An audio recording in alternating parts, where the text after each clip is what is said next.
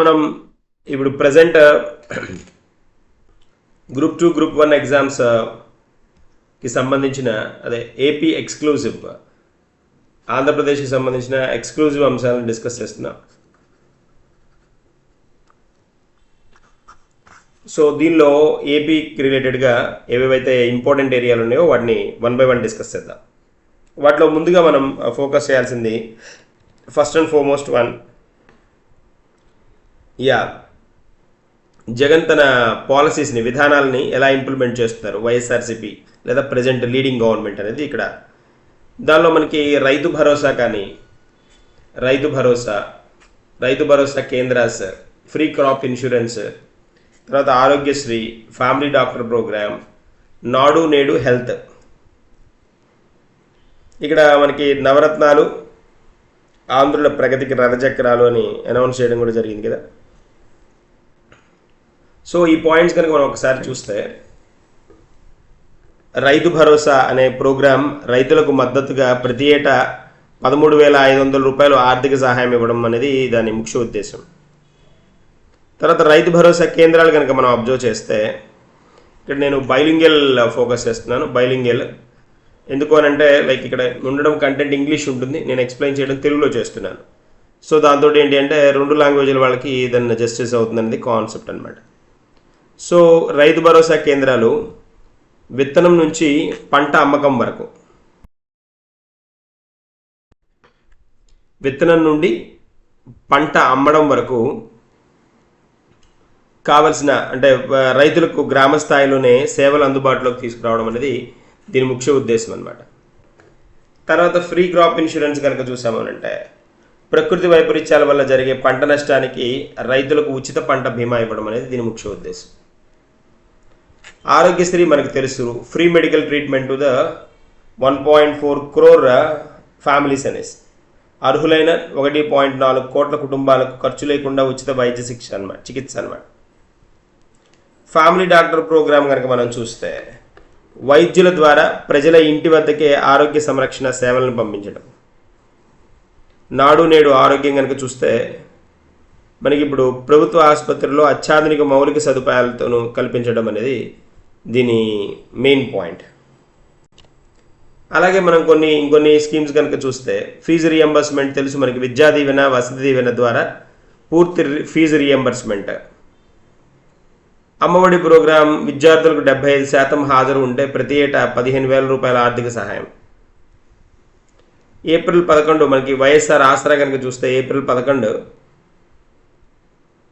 2019 వరకు ఈ self help గ్రూప్స్కి ఏవైతే ఉన్నాయో గ్రూపులకు ఉన్న 25,000 కోట్ల రుణ బకాయిల్ని దాన్ని చెల్లించడం అనమాట.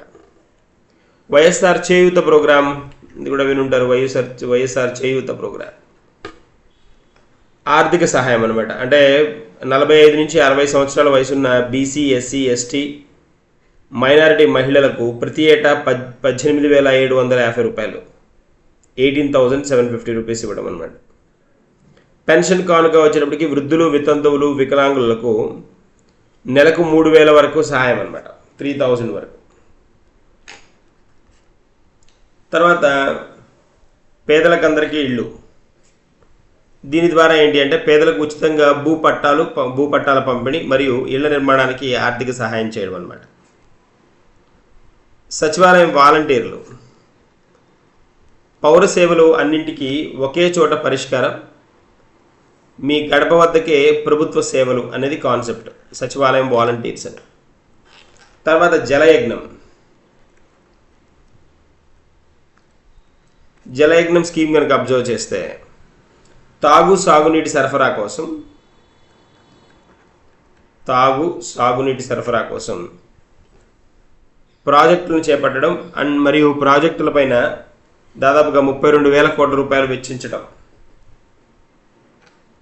32,000 కోట్ల రూపాయలు. ఇప్పటికే 1,00,000 ఎకరాల అదనపు ఆయకట్టు, 4 లక్షల ఎకరాల స్థిరీకరణ జరిగిందనమాట. ఇలాంటివి క్వశ్చన్స్గా పోస్ట్ చేస్తుంటాడు, ఆప్షన్స్లో హోల్డ్ చేస్తాడు. తర్వాత జగనన్న భూ హక్కు భూరక్ష.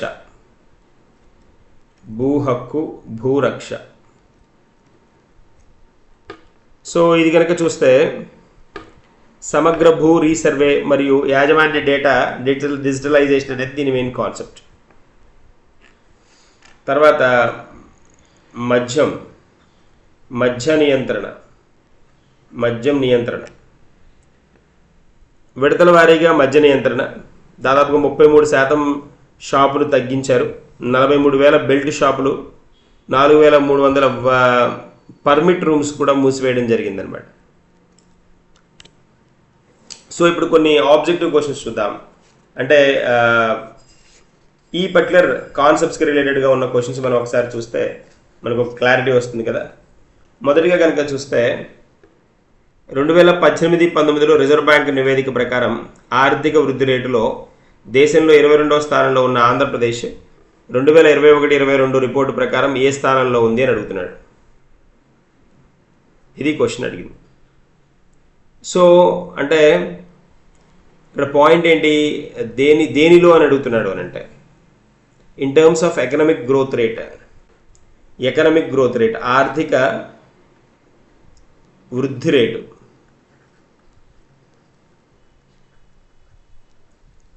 దీనిలో అని అంటున్నాడు. సో ఫస్ట్ పొజిషన్లో ఉందన్నమాట. ఆన్సర్ ఏ కరెక్ట్.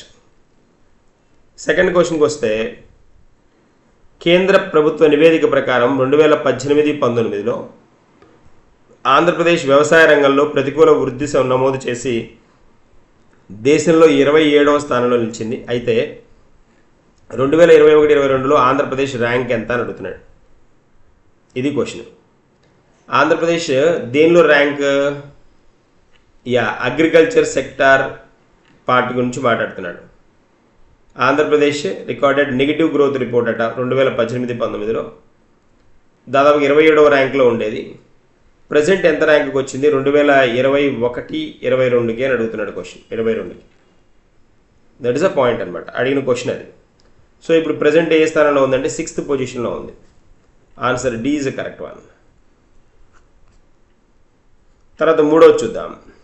Third question.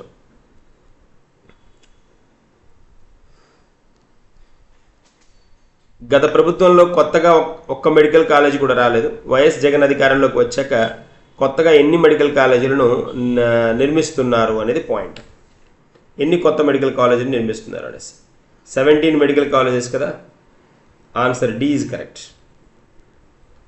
తర్వాత నెక్స్ట్ క్వశ్చన్ కనుక మనం అబ్జర్వ్ చేస్తే ఇప్పటికే 1.24 కోట్ల మంది మహిళలు దిశ యాప్ డౌన్లోడ్ చేసుకున్నారు.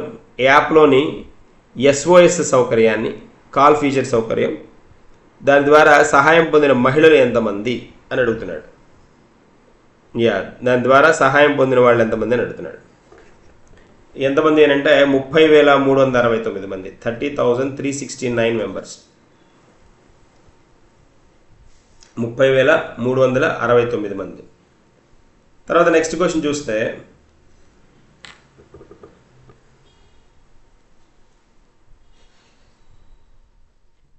COVID-19 వ్యాక్సిన్ యొక్క మొదటి డోస్ డెలివరీలో దేశవ్యాప్తంగా ఆంధ్రప్రదేశ్ ఏ ర్యాంకును సాధించింది అని అంటున్నాడు. COVID-19 వ్యాక్సినేషన్లో ఏ ర్యాంక్ వచ్చింది అని అడుగుతున్నాడు.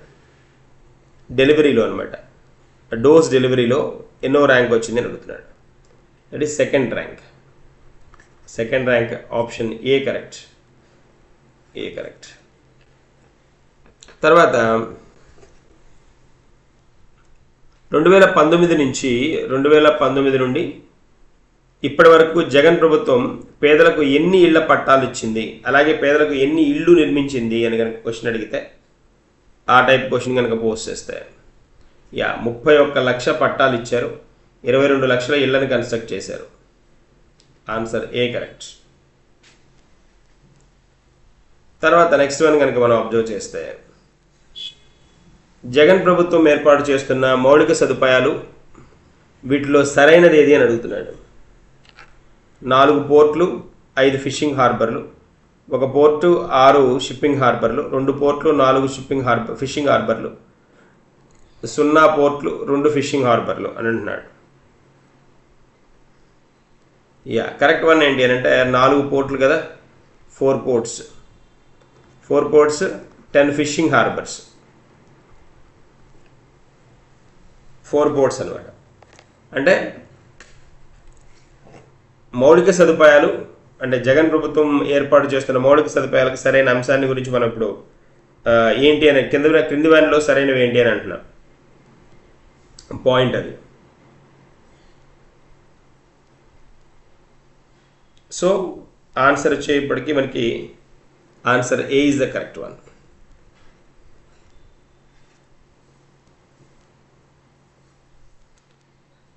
మచిలీపట్నము మనకి విన్నాం కదా, మంగినపూడి. సో అట్లా న్యూ పోర్ట్స్ లాజిస్టిక్స్ సెక్టార్ని బిల్డ్ చేయడానికి దాన్ని ఫోకస్ చేస్తున్నామని చెప్పడం జరిగింది కదా, లాజిస్టిక్స్ని ఇంప్రూవ్ చేయడం కోసం, మౌలిక సదుపాయాలను పెంచడం కోసం. తర్వాత నెక్స్ట్ కనుక మనం అబ్జర్వ్ చేస్తే కేంద్ర ప్రభుత్వ నివేదిక ప్రకారం 2018-19లో పాఠశాల నాణ్యతలో in terms of quality school infrastructure అన్నమాట, పాఠశాలల నాణ్యతలో దేశవ్యాప్తంగా ఆంధ్రప్రదేశ్ 24వ స్థానంలో ఉండగా 2021-22లో ఏ స్థానంలోకి వచ్చింది అని అడుగుతున్నాడు. దీనిలో Andhra Pradesh ranked in country in terms of the quality education, quality school ఇన్ఫ్రాస్ట్రక్చర్లో ఏ పొజిషన్కి వచ్చింది అని అడుగుతున్నాడు. That's a question. ఎస్,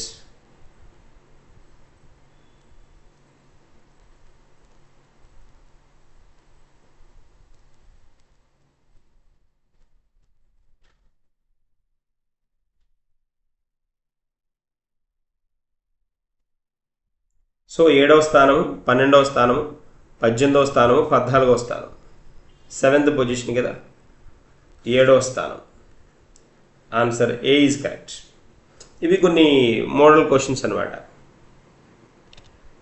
తర్వాత చూస్తే ప్రోగ్రెస్ గురించి మాట్లాడుతున్నాడు. అంటే ఎలాంటి ప్రోగ్రెస్ని ఈ గ్యాప్లో ఇక్కడ మనకి రావడం జరిగింది అనేది చెప్తున్నాడు.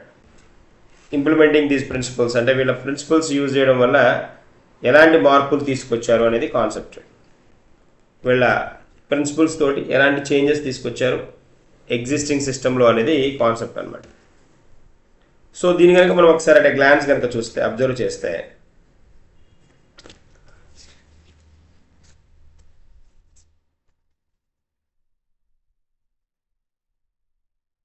వన్ బై వన్ వద్దాం. పర్ క్యాపిటా ఇన్కంలో చేంజ్ తీసుకొచ్చారు.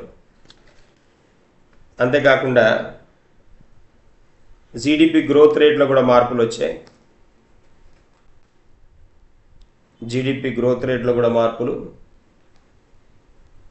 వాటితో పాటు ఇంకా కనుక మనం అబ్జర్వ్ చేస్తే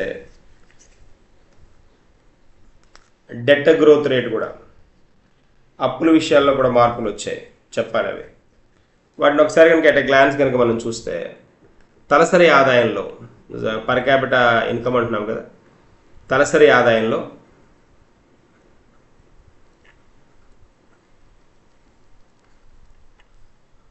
సెవెంటీన్త్ పొజిషన్లో ఉన్న ఏపీ ప్రజెంట్ 9th పొజిషన్లోకి వచ్చింది. 9th position.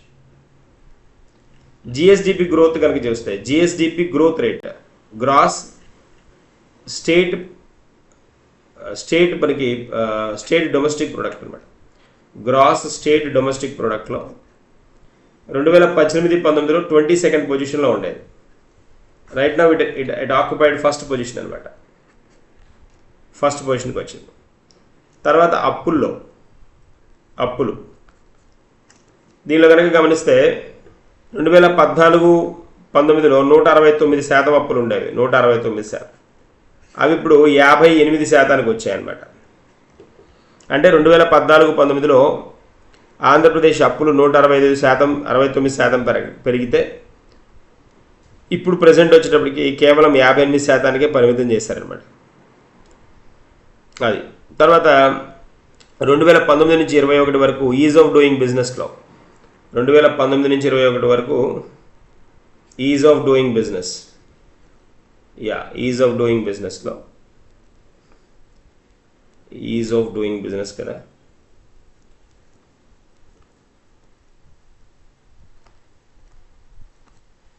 దానిలో నెంబర్ 1 పొజిషన్లో ఉంది ఏపీ గవర్నమెంట్. అదొక పాయింట్. తర్వాత ఇంకా కొన్ని స్టాటిస్టిక్స్ ఇస్తే GAS summit, global investment summit, దీనిలో ఇన్వెస్ట్మెంట్స్ కనుక చూస్తే అంటే వీళ్ళ target 13.5 lakh crores, 13.5 lakh crore. Jobs ఎన్ని అంటే 6 lakhs jobs. So it witness the highest ever investments totalling 30.5 lakh crore అనమాట. అడిషనల్లీ దిస్ ఇన్ఫ్లెక్స్ కనుక మనం ఒకసారి చూస్తే అంటే రాష్ట్ర చరిత్రలోనే అత్యధిక ఒప్పందాలు జరిగాయి. దీని ద్వారా 6 లక్షల ఉద్యోగాలని కల్పన జరిగింది అనేది పాయింట్. తర్వాత పారిశ్రామిక వృద్ధి రేటు,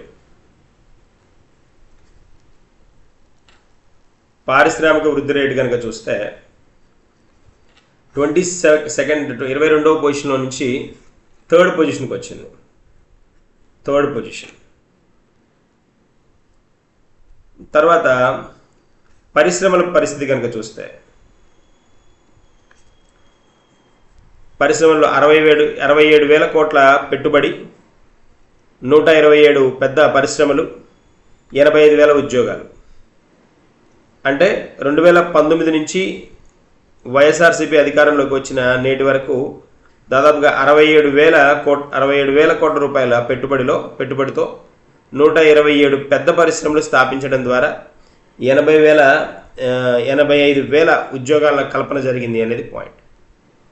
తర్వాత ఎంఎస్ఎంఈస్, సూక్ష్మ చిన్న మధ్య తరహా పరిశ్రమలు,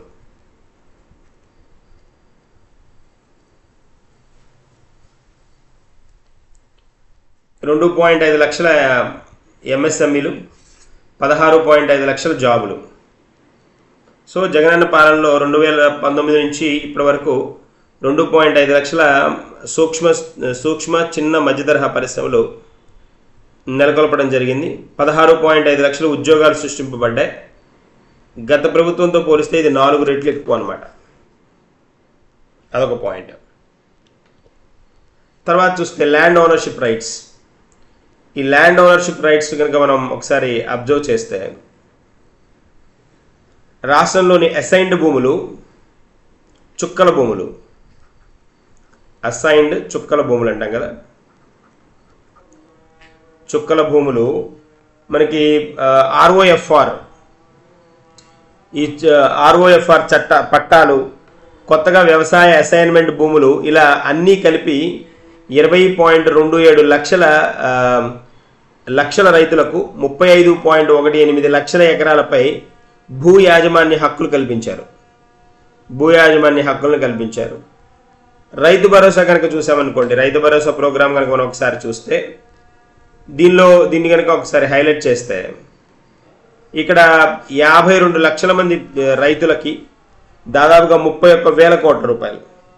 అంటే మేనిఫెస్టోలో ప్రకటించిన 12,500 కంటే మేనిఫెస్టోలో ప్రకటించింది 12,500 రూపాయలు. దానికంటే అధికంగా 1,000 రూపాయలు అధికంగా 13,500 రూపాయలని ప్రతి ఏటా క్రమం తప్పకుండా 2019 నుంచి ఇప్పటి వరకు 52 లక్షల మంది రైతులకు దాదాపుగా 31,000 కోట్ల రూపాయల పెట్టుబడి సాయంగా అందించారు. కౌలు రైతులకు కూడా రైతు భరోసా ఇచ్చిన ఏకైక ప్రభుత్వం అన్నమాట. కౌలు రైతులకు కూడా రైతు భరోసా ఇచ్చిన ప్రభుత్వం అన్నమాట. That's a point. అదొకటి. తర్వాత వడ్డీ లేని రుణాలు, ఉచిత పంటల బీమా మరియు ఇన్పుట్ సబ్సిడీ అన్నమాట. మనం ఇక్కడ ఈ పాయింట్ కనుక చూస్తే 54 లక్షల మంది రైతులకు 7,802 కోట్ల ఉచిత పంటల బీమాను అందించడంతో పాటు 74 లక్షల రైతులకు 1,834 కోట్ల వడ్డీ లేని రుణాలు అందించారు. ఏ సీజన్లో పంట నష్టం జరిగితే అదే సీజన్ ముగిసే లోపుగానే ఇన్పుట్ సబ్సిడీ ఇప్పటి వరకు దాదాపుగా 1,965 కోట్ల రూపాయలు అనౌన్స్ చేశారు. 1,965 కోట్ల రూపాయలు అనౌన్స్ చేశారు. ఇక్కడ కనుక మనం చూస్తే ఒకసారి 54 లక్షల మంది కలిపి ఇక్కడ అమౌంట్స్ కూడా మనకి ఇక్కడ క్లాసిఫై చేయడం జరిగింది, హోల్డ్ చేయడం జరిగింది. తర్వాత నెక్స్ట్ అగ్రికల్చర్ గ్రోత్ రేట్ కనుక చూస్తే అంటే వ్యవసాయ వృద్ధి రేట్ అంటాం కదా, వ్యవసాయ వృద్ధి రేటు కనుక చూస్తే వ్యవసాయ వృద్ధి రేటు కనుక మనం కనుక అబ్జర్వ్ చేసినట్టయితే వ్యవసాయ వృద్ధి రేటులో 2018-19లో మనం భారతదేశంలో 27వ స్థానంలో ఉండేవాళ్ళం. 28 రాష్ట్రాల్లో 27వ స్థానంలో ఉండేవాళ్ళం. దాని నుంచి మనం రీచ్ టు 6th పొజిషన్ అనమాట. 6వ స్థానానికి వచ్చాం. అంటే 2018-19లో ఆంధ్రప్రదేశ్ -6.5% ప్రతికూల వ్యవసాయ వృద్ధి రేటుని నమోదు చేస్తే 2021-22లో 8.2% పెరుగుదలను నమోదు చేసిందని చెప్పాలి.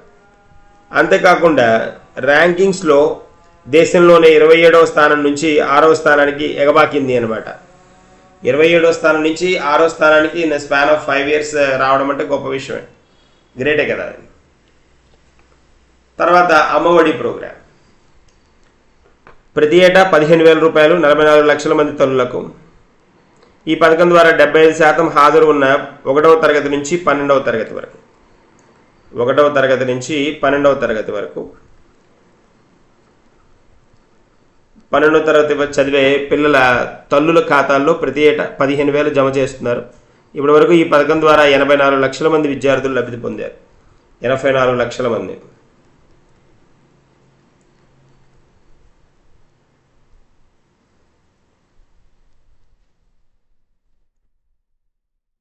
లబ్ధి పొందిన వాళ్ళు వీళ్ళు అనమాట. అంటే 84 లక్షల మంది.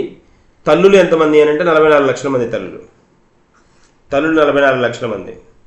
మొత్తం లబ్ధి పొందిన వాళ్ళు, మొత్తం లబ్ధిదారులు 84 లక్షల మంది.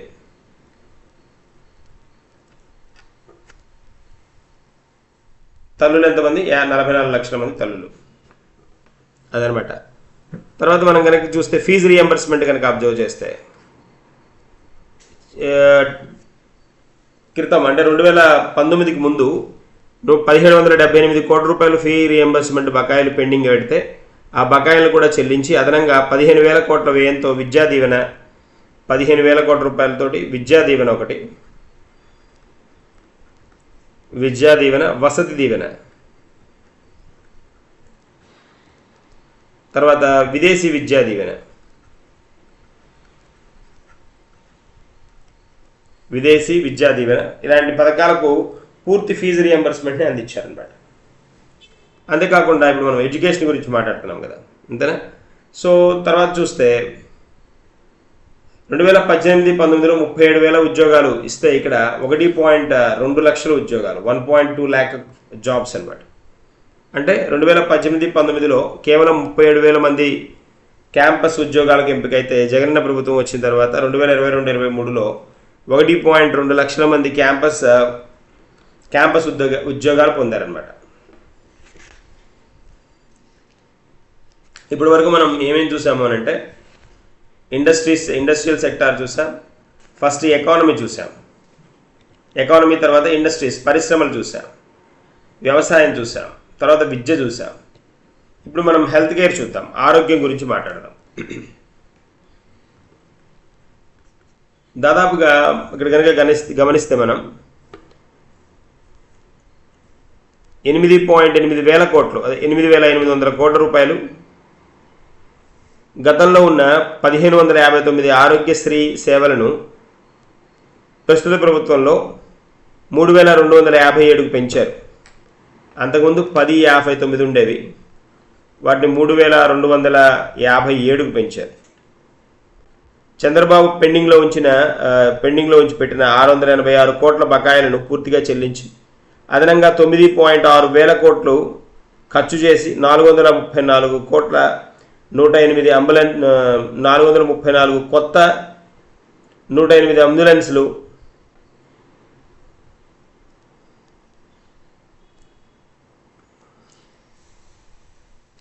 108 అంబులెన్సెస్ ఉంటాయి కదా, ఈ 108 అంబులెన్సెస్ 434 కొత్తగా ఇంట్రడ్యూస్ చేశారు.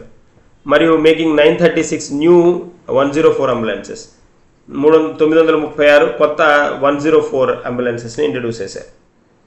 తర్వాత ఫ్యామిలీ డాక్టర్ ప్రోగ్రామ్ని ఇంట్రడ్యూస్ చేశారు. ఫ్యామిలీ డాక్టర్ ప్రోగ్రామ్ వచ్చినప్పటికీ దాదాపుగా ఇప్పటిదాకా 1.9 కోట్ల మంది 1.9 కోట్ల మందికి, వాళ్ళలో మనకి ఫిజికల్లీ ఛాలెంజ్డ్ వాళ్ళు ఉన్నారు, పిహెచ్సిలు, వైఎస్ఆర్ విలేజ్ హెల్త్ క్లినిక్ల అనుసంధానంతో 12 రకాల వైద్య సేవలు, 14 రకాల పరీక్షలు. ఇలాంటి నెంబర్లు ఇంపార్టెంట్. 12 రకాల వైద్య సేవలు, 14 రకాల పరీక్షలు, 105 రకాల మందులతో ఇంటి వద్దకే వైద్యాన్ని తీసుకువచ్చి దాదాపుగా ఇప్పటికి 1.9 కోట్ల మందికి సేవలు అందించారు. తర్వాత ఆరోగ్య ఆసరా. ఈ పథకం కింద ఏంటి అంటే పేద మధ్యతరగతి కుటుంబాల్లోని వ్యక్తులకు ఆపరేషన్ అనంతరం విశ్రాంతి సమయంలో భృతి ఇవ్వాలి కదా, భృతి కావాలి కదా. ఈ భృతి కోసం ఏం చేస్తారు అంటే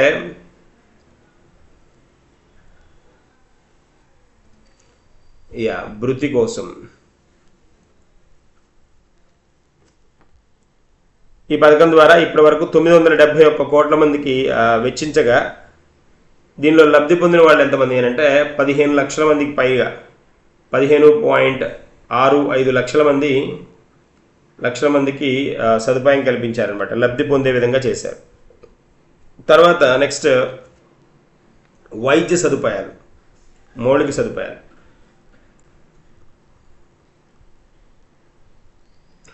17 న్యూ కాలేజెస్ ఇంట్రడ్యూస్ చేశారు. 17 న్యూ మెడికల్ కాలేజెస్ అనమాట. 10,000 వైఎస్ఆర్ క్లినిక్స్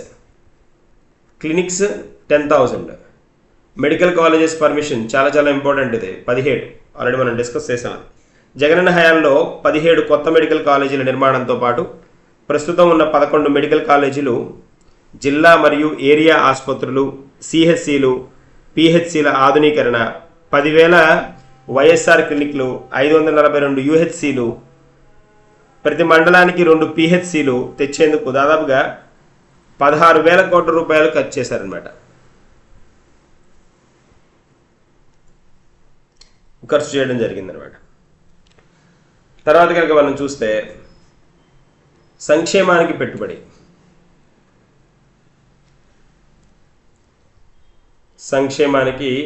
కనుక చూస్తే 4.05 4.05 lakhs crores లక్షల కోట్ల రూపాయలు.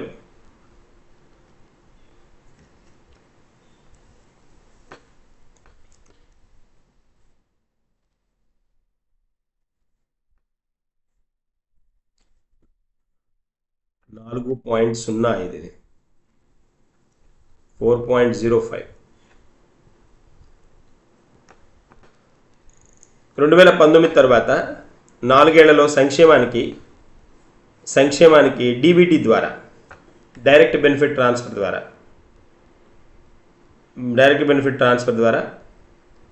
2.38 లక్షల కోట్లు, 1.67 లక్షల కోట్లు వచ్చేటప్పటికి నాన్ డీబీటీ ద్వారా కాకుండా అనమాట. సో 4.05 లక్షల కోట్ల లబ్ధి, 4.05 లక్షల కోట్ల లబ్ధి ఇవ్వడం జరిగింది అనమాట. తర్వాత పింఛన్లు కనుక చూస్తే చంద్రబాబు అంటే మనకి ముందు గవర్నమెంట్ ఉండే అంటే లాస్ట్ టైంకి 2018-19 సమయానికి 6 నెలల ముందు వరకు ఇచ్చిన పెన్షన్ కేవలం ఎంత అంటే 1,000 రూపాయలు. లబ్ధిదారుకు 39 లక్షలు మాత్రమే. లబ్ధిదారులు కూడా 39 లక్షలే ఉండేవాళ్ళు. తర్వాత 2019 తర్వాత ఇప్పుడు ప్రజెంట్ 2,750ని 3,000 రూపాయలు చేశారు కదా. జనవరి నుంచి 3,000 రూపాయలు అయింది. లబ్ధిదారులు ఇప్పుడు ఎంతమంది లబ్ధిదారులు ఉన్నారు అని అంటే ఇప్పుడున్న లబ్ధిదారులు దాదాపుగా 66 లక్షల మంది అనమాట. 66 లక్షల మంది, 4.5 రెట్లు అధికంగా ఇస్తున్నారనమాట. ఇప్పుడు అధిక మంది లబ్ధిదారులు ఉన్నారు అనేది పాయింట్. 4.5 రెట్లు అధికంగా ఉన్నారు, 4.5 టైమ్స్ లబ్ధిదారు. దేని గురించి మాట్లాడుతున్నాం మనం? సోషల్ జస్టిస్, సామాజిక న్యాయం గురించి మాట్లాడుతున్నాం. దీనిలో భాగంగా welfare of the poor and weaker section కనుక చూస్తే, బడుగు బలహీన వర్గాల సంక్షేమం కనుక చూస్తే 2.58 లక్షల కోట్లు. అంటే ముందున్న ప్రభుత్వం తన 5 ఏళ్ల పాలనలో ఎస్సీ ఎస్టీ బీసీ మైనారిటీల సంక్షేమం పథకాల కోసం కేవలం 20,000 కోట్లు వాళ్ళు 20,000 కోట్లు మాత్రమే 20,000 కోట్ల రూపాయలు మాత్రమే వాళ్ళు వెచ్చిస్తే జగనన్న ప్రభుత్వం అంటే 2019 తర్వాత 4 ఏళ్లలోనే 10 పెంచి దాదాపుగా 2.58 లక్షల కోట్లు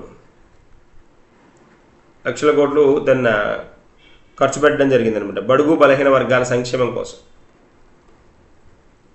బడుగు బలహీన వర్గాల సంక్షేమం కోసం ఇదన్నమాట context. Door to door services కనుక మనం చూస్తే అంటే ఇంటి వద్దకే సేవలు కనుక చూస్తే గత ప్రభుత్వంలో మనకి జన్మభూమి కమిటీలు ఉండేవి.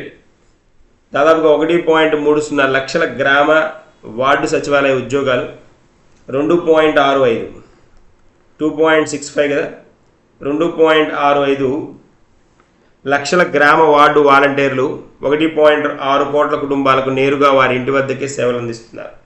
ఎంతమందికి సేవలు అందిస్తున్నారు అంటే 1.6 కోట్ల మందికి. ఇది పాయింట్. తర్వాత మనం కనుక చూస్తే విమెన్ ఎంపవర్మెంట్ కనుక చూస్తే స్త్రీ సాధికారత అంటాం కదా, మహిళా సాధికారత లేదా స్త్రీ సాధికారత అంటాం. స్త్రీ సాధికారత రిలేటెడ్గా అంశాలు కనుక మనం హైలైట్ చేస్తే అక్క చెల్లెళ్లకు వాళ్ళ సంక్షేమానికి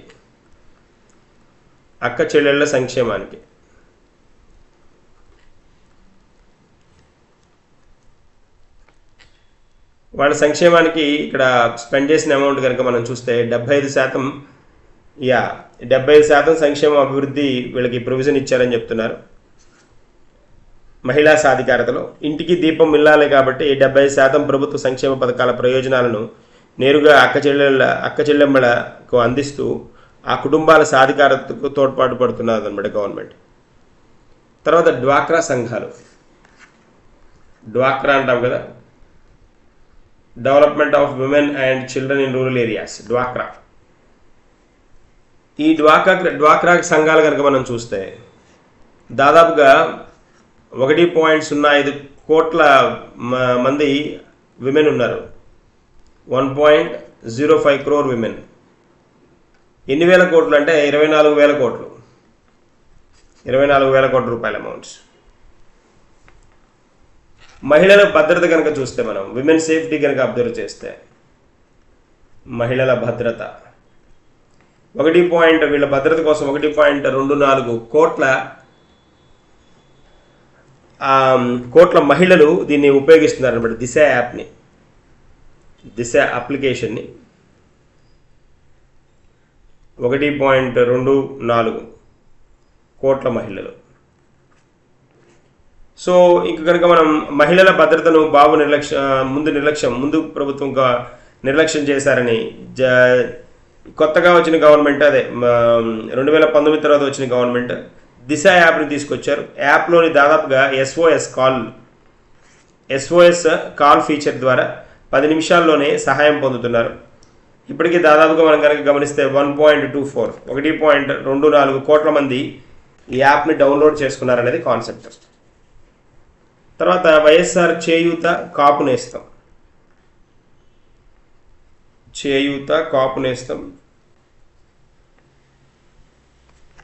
తర్వాత ఈబీసీ నేస్తం.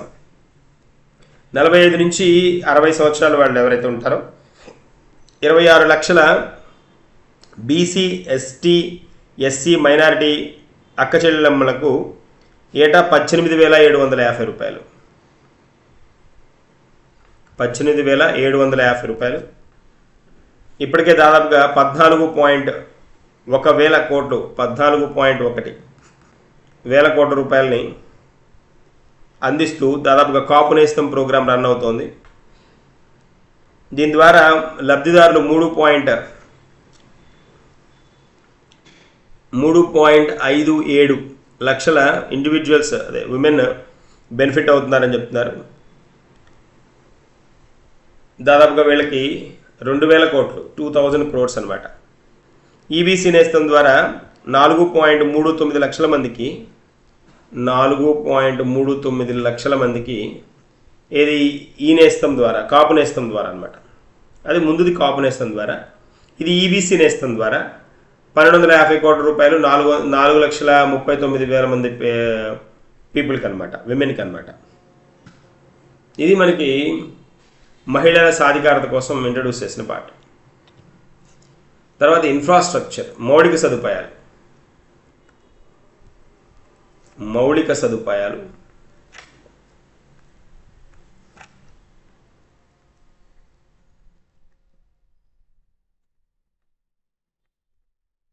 తర్వాత ఇక్కడ చూస్తే పోర్ట్లు, ఎయిర్పోర్ట్లు, 4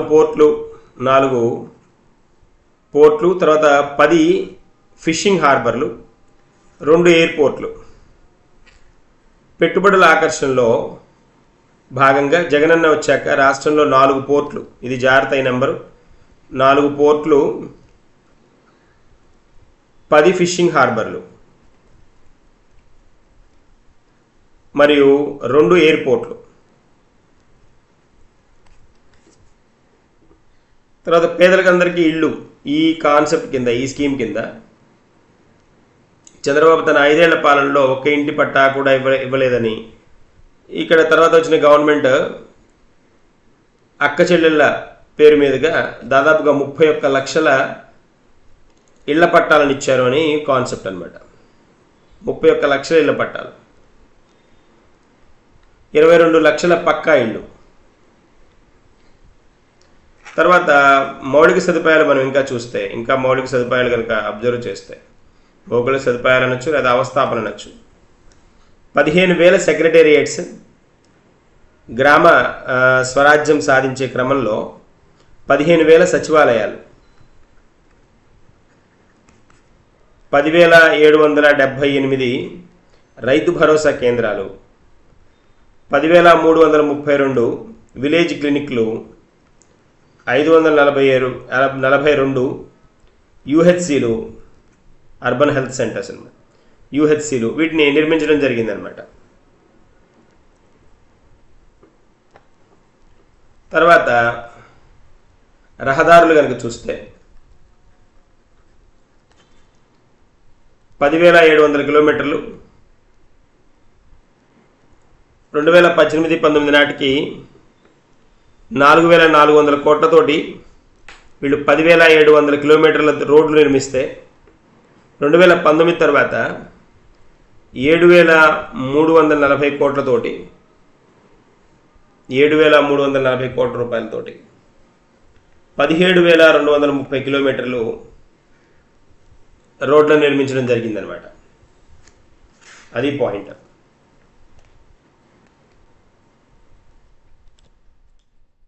ఇట్లా కొన్ని హైలైట్ అయిన పాయింట్స్ కనుక, అంటే అవార్డ్స్ కొన్ని వచ్చినవి అవి కనుక మనం అబ్జర్వ్ చేస్తే చాలా, అంటే కొన్ని స్పెషల్ పాయింట్స్ ఉన్నాయి.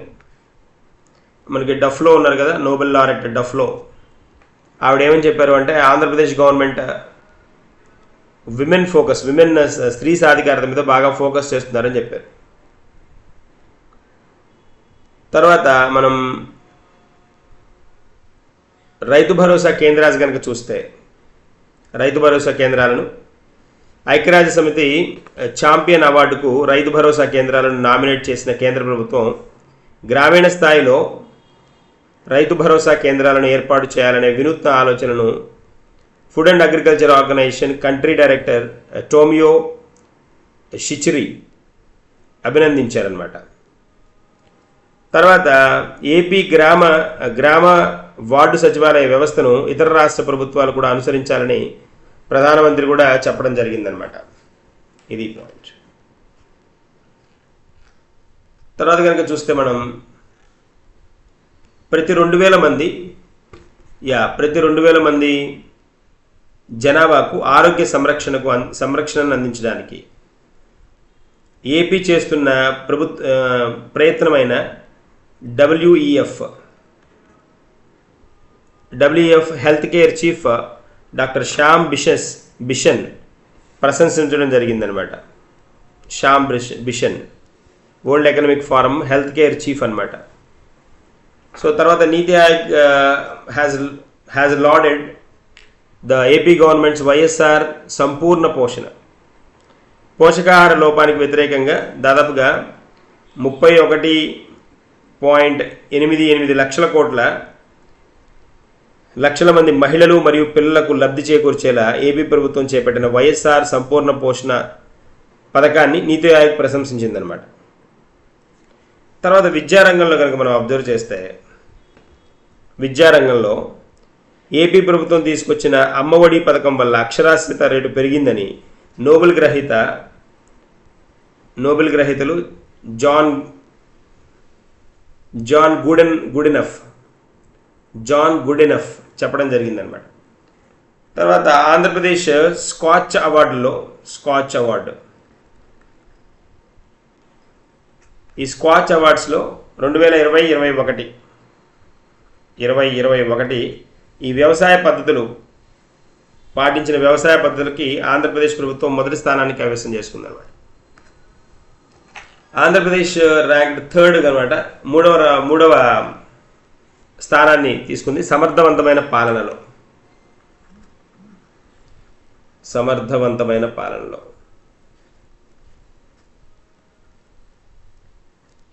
తర్వాత 32 లక్షల కుటుంబాలకు ఆరోగ్య బీమాను అందిస్తోంది. అంతేకాకుండా ఈ పథకంతో సంరక్షణ కల్పించిన ఆరోగ్యశ్రీ పథకాన్ని నీతి ఆయోగ్ ప్రశంసించిందనమాట. తర్వాత నాడు నేడు ప్రోగ్రాం కింద ఆదర్శంగా తీసుకొని దాదాపుగా 14,500 స్కూళ్లను ఆధునీకరించాలని కేంద్ర ప్రభుత్వం వాటి అమలుకు శ్రీకారం కూడా చుట్టింది. తర్వాత వరల్డ్ బ్యాంక్ కనుక చూస్తే విద్యా, ఆరోగ్యం మరియు సామాజిక రంగ పెట్టుబడుల్లో ఏపీ యొక్క పురోగతిని ప్రపంచ బ్యాంక్ ప్రశంసించిందనమాట. తర్వాత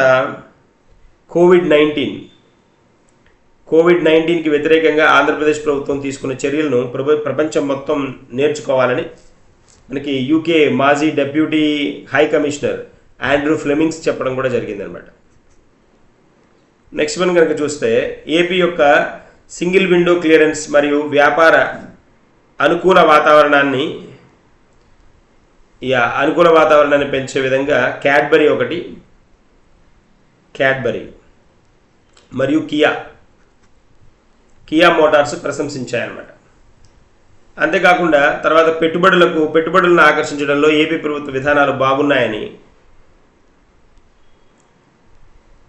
Yokohama tyres CEO Shri Nitin Mantri పొగిడారనమాట.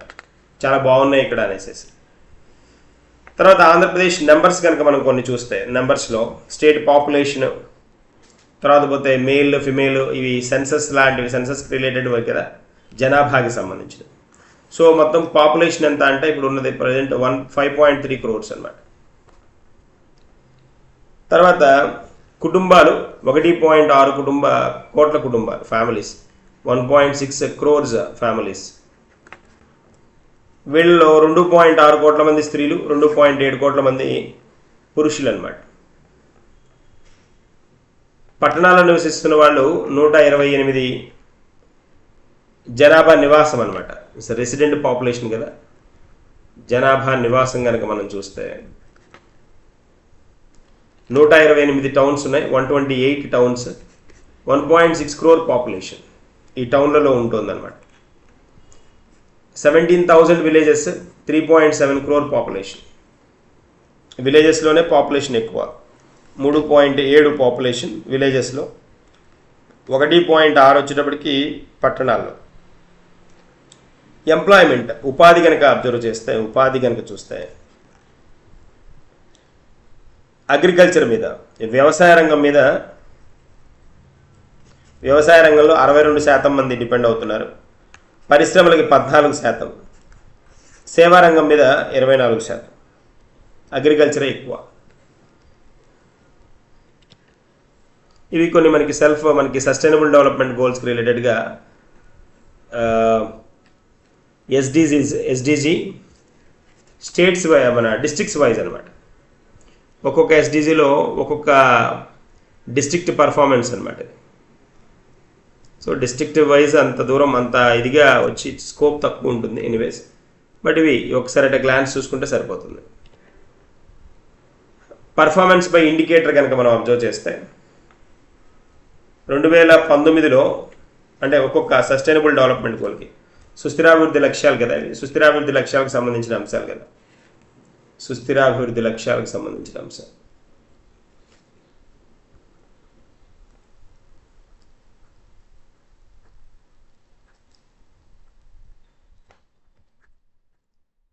Sustainable development goals.